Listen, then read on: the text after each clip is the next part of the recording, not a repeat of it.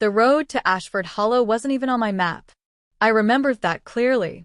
I'd been driving north through New England, chasing the fiery reds and golds of the autumn leaves. The air had that crisp bite to it, the kind that makes you feel alive, like the world is on the edge of something about to change. I wasn't in a rush to get anywhere in particular, just taking the back roads and stopping wherever seemed interesting. That's when I saw the sign. It was old and wooden, the paint faded and chipped.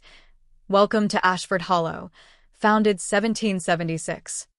It stood at an angle, like the ground had shifted beneath it. Something about the name tugged at me, like a memory just out of reach. It sounded familiar, though I couldn't place why. I figured it was worth a quick detour. The turnoff was barely more than a dirt path, winding between dense clusters of trees. My car rumbled over the uneven road, branches scraping the sides as if trying to hold me back. The sunlight struggled to break through the canopy, casting long shadows that flickered like they were alive. I should have turned around then, but I didn't. The road shifted beneath my tires. The dirt gave way to cobblestones, smooth and worn. I didn't even notice at first. I was too busy staring at the trees. They weren't autumn gold anymore. They were green, lush and full, like summer had never left. My dashboard still said October 14th, but the world outside didn't look like fall anymore. When I reached the village, it felt like I'd driven into a painting. Ashford Hollow wasn't just old-fashioned, it was pristine. Perfect. Too perfect. Red brick homes lined the main road, their shutters painted crisp white. Smoke curled lazily from stone chimneys. A tall clock tower loomed over the town square, its hand stuck at exactly 3:12. The people, they didn't just look like they were from another time, they belonged there. Women in bonnets and long dresses carried baskets of produce, while men in breeches and waistcoats hauled crates from horse-drawn carts. A blacksmith worked at an open forge, hammering iron with rhythmic clangs. Children chased each other down the street, their laughter echoing in the still air. It wasn't a reenactment. It wasn't a festival. It felt real. Too real. I parked my car by the general store, half expecting someone to come over and ask what movie I was filming. Instead, a boy appeared. He couldn't have been more than 10, barefoot and dressed in rough, homespun clothes. His hair was a mop of unruly blonde curls. He stared at my car like I'd driven a spaceship into town. "Are you a soldier?" he asked, his voice high and curious. I laughed nervously. "No, just a traveler." The boy frowned, tilting his head. "You're not from New York, are you? The redcoats have taken it." I blinked. "What?" Before I could ask more, a man approached. He was tall and broad-shouldered, his face weathered but kind. He wore a tricorn hat, a brown coat that looked hand-stitched, and boots caked with mud. "Pardon the boy," the man said, nodding politely. "We don't see many visitors." His voice was smooth, but his eyes studied me carefully. "I am Samuel Whitmore, the town constable. Might I ask your business in Ashford Hollow?" I hesitated. I just saw the sign. I was curious. Samuel studied me a moment longer, then gave a slow, measured nod. "Curiosity's a dangerous thing here, stranger. Best you stay near the square. Don't wander too far after sundown." His tone was friendly enough, but there was something behind his words, a warning. My gut twisted, but I nodded. "Thanks. I'll stick close." Samuel tipped his hat and walked off without another word. I wandered the town for hours, watching the people go about their lives. The market was lively, vendors selling bread, apples, and fresh-cut meat from wooden stalls. A woman stirred a pot of stew over an open flame, while a man in a red vest played a fiddle nearby. The sound was hauntingly beautiful, drifting through the square like smoke. I noticed something strange after a while. No one had anything modern. No phones, no cars, no electricity. The lanterns lining the streets weren't decorative. They were lit with real flame. I pulled out my phone to take a picture, but the second I raised it, an older woman gasped and crossed herself. A man selling potatoes stared at me, his face darkening. "Put that away," he said in a low, harsh voice. "Don't bring that devilry here." I stammered an apology and stuffed the phone back in my pocket. The people went back to their business, but I could feel them watching me. As the sun started to dip behind the hills, a bell rang from the clock tower. One long, deep toll that vibrated through my chest. The cheerful bustle of the market vanished. People packed their stalls with lightning speed. Mothers scooped up their children and hurried inside. Doors slammed shut, windows were shuttered, and within minutes, the streets were empty. Samuel found me again, his face grim. He didn't ask where I'd been. He didn't seem surprised I was still there. "You should find shelter," he said quietly. "The Hollow doesn't like strangers after dark." I swallowed hard. "What happens after dark?" Samuel didn't answer right away. He stared past me, toward the forest beyond the town's edge. The sunlight was fading fast, casting the trees in jagged silhouettes. "The bells keep it away," he murmured. "You'll hear it, the thing that holds us here."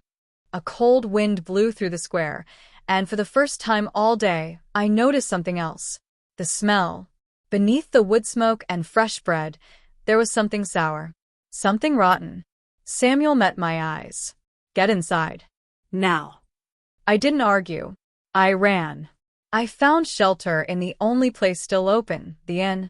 It wasn't much more than a tavern with a few rooms upstairs, but the smell of roasting meat and flickering candlelight was enough to make me feel safer. The innkeeper, a wiry man with a permanent scowl, didn't seem thrilled to see me. His eyes flicked to the door behind me, then to the window, where the last rays of daylight were fading fast. "You're lucky I ain't bolted the door yet," he grunted, wiping his hands on a stained apron. "One room left. Coin up front." I handed him a $20 bill, which he stared at like I'd just given him a scrap of alien parchment. "What's this?" he growled. "Money," I said, confused. He scoffed. "Don't take no funny money here. Silver or gold." I blinked. Was this part of the act? Before I could argue, Samuel Whitmore appeared behind me, his voice low and steady. "I'll cover his stay, Jacob." The innkeeper, Jacob, didn't look happy about it, but he grunted and disappeared into the back room. Samuel nodded toward the stairs. "Second door on the left. Lock it behind you." I didn't ask why. I just obeyed. The room was small and sparse, a narrow bed, a rickety chair, and a basin of water. No electricity, of course. A single candle flickered on the windowsill. I tried the lock on the door. It wasn't much, but it held. The night settled in fast. Too fast. 1 minute, the last light of day was clinging to the trees. The next, darkness swallowed the village whole. Not the usual nighttime dark. This was absolute, smothering. The kind of dark where you can't tell if your eyes are open or closed. Then came the hum. It started low, barely a vibration. I thought it was the wind at first, moaning through the old wood of the building. But it grew. It swelled into a droning, unnatural sound, like a massive, broken bell tolling from underground. My head throbbed with it. The walls seemed to shake in time with the noise. I heard faint whispers riding the hum, voices speaking in a language I didn't recognize. They weren't outside. They were in the room with me. The candle flickered violently, then snuffed out.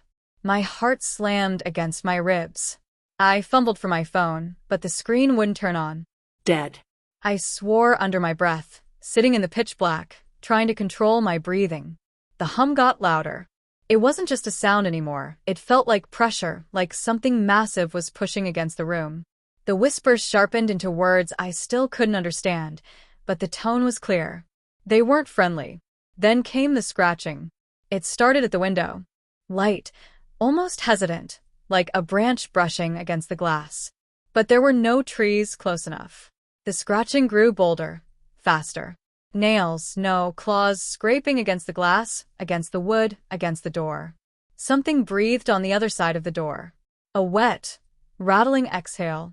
I held my breath, heart hammering so hard it felt like my chest might burst.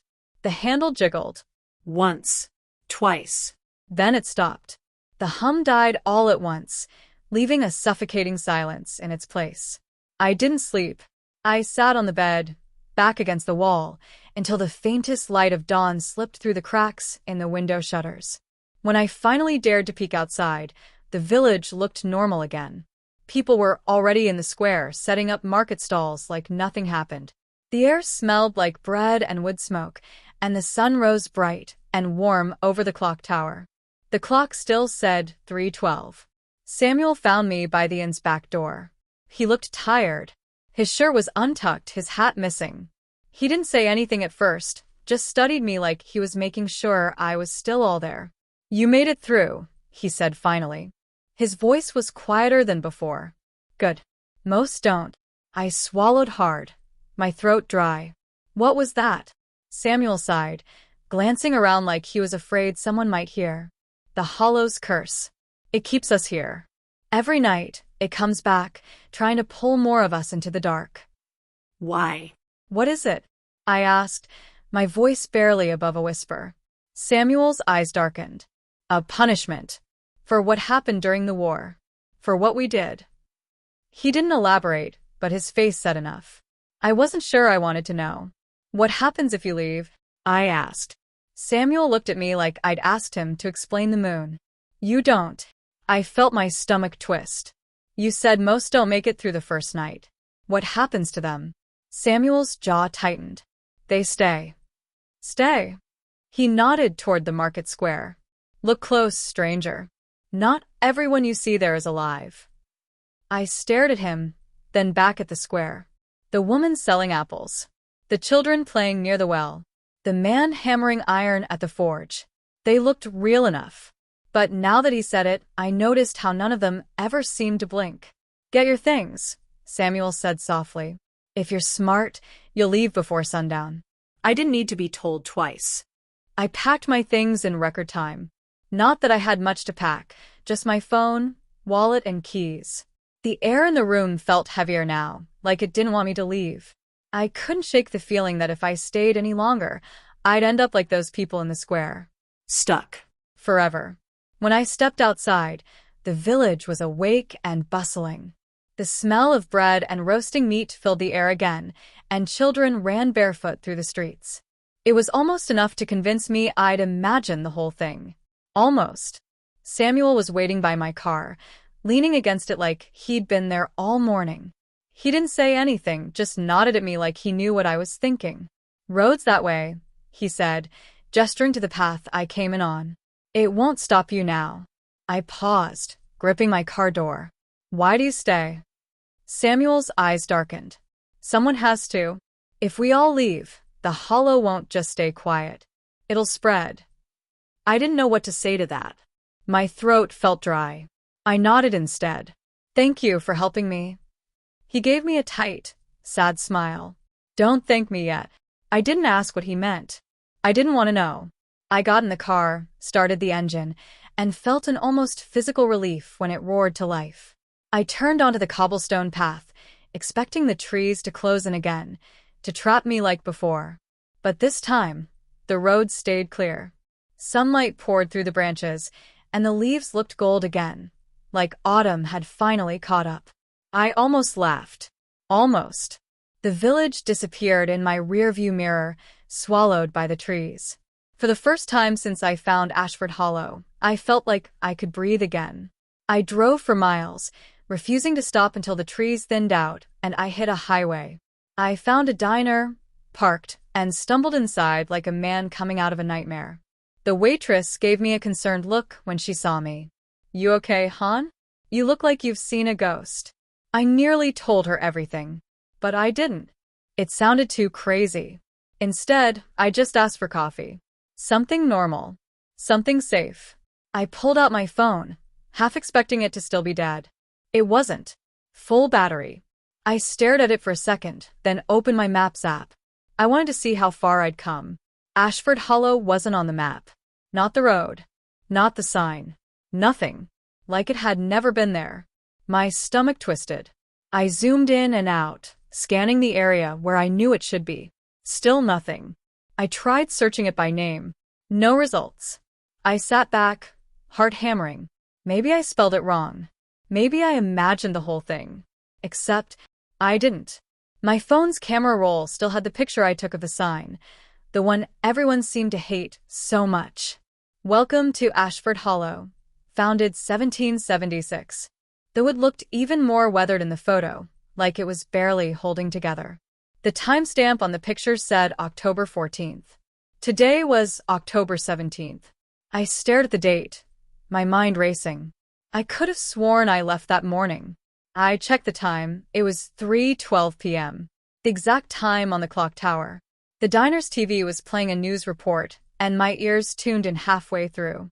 Investigators remain baffled after the disappearance of local man David Howard, who was last seen driving north through this area 3 days ago.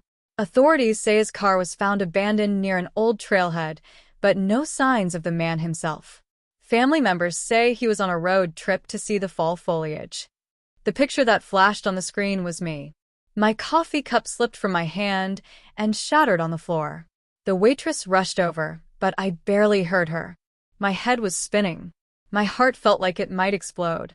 I stared at the TV, hoping I'd misheard, hoping the face they showed wasn't mine. It was.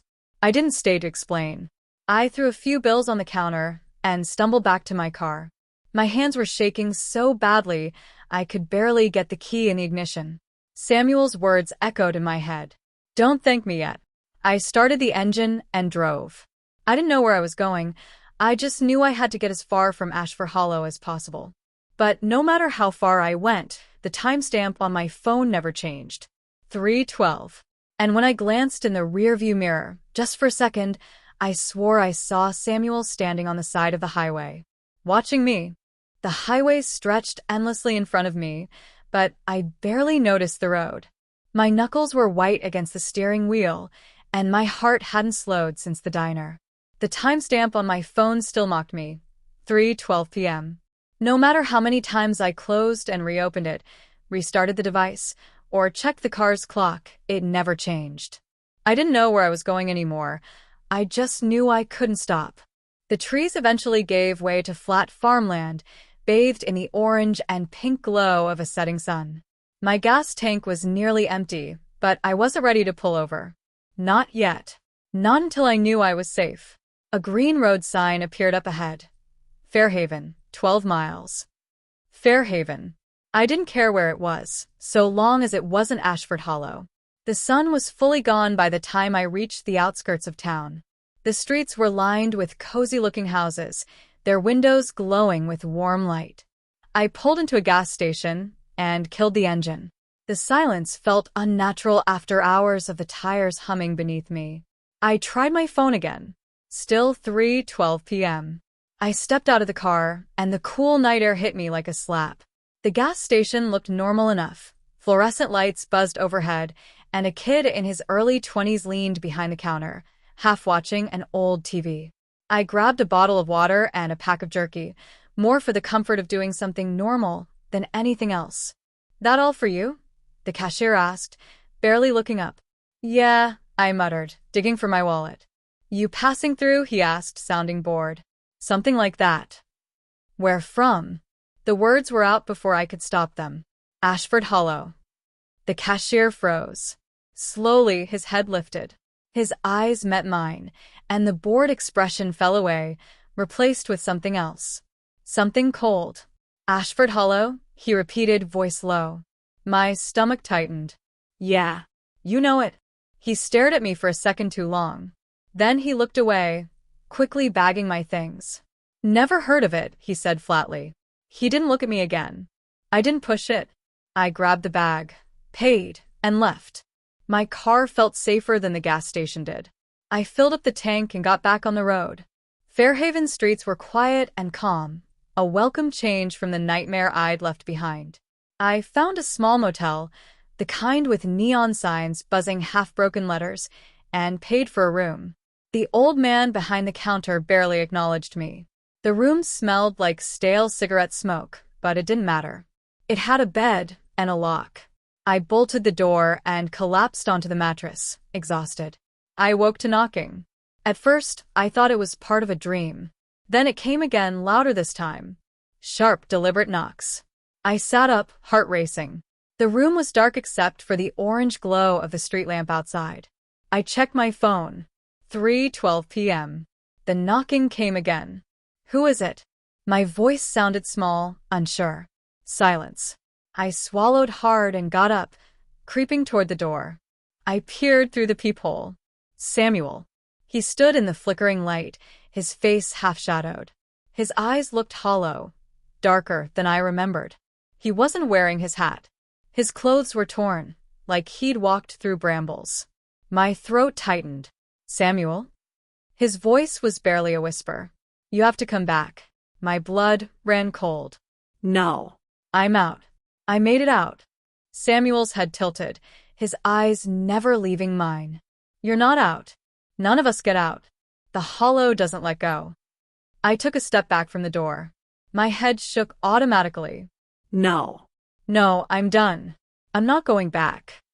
You're already back. His voice wasn't Samuel's anymore. It was deeper, wrong, like more than one voice speaking at once. I blinked, and Samuel wasn't Samuel anymore. His skin was pale, too pale, like he'd been bled dry. His eyes were gone, just black, empty sockets. His mouth twisted into a smile that wasn't his. The knocking started again. Not from the door. From the window. Slow, deliberate taps against the glass. I didn't want to look, but I couldn't stop myself. My head turned on its own, and through the dirty motel window, I saw them. The villagers. All of them. Standing in the street, watching me. Their faces were blank, their eyes wide and unblinking. The children, the blacksmith, the woman selling apples, they were all there. Their skin was gray and sunken, their clothes caked with dirt and ash. They stared at me like they were waiting. Samuel's voice came one last time, a rasp against the door. You're already back. The light from the street lamp flickered. The clock on the motel nightstand blinked. 3:12 p.m. It never changed.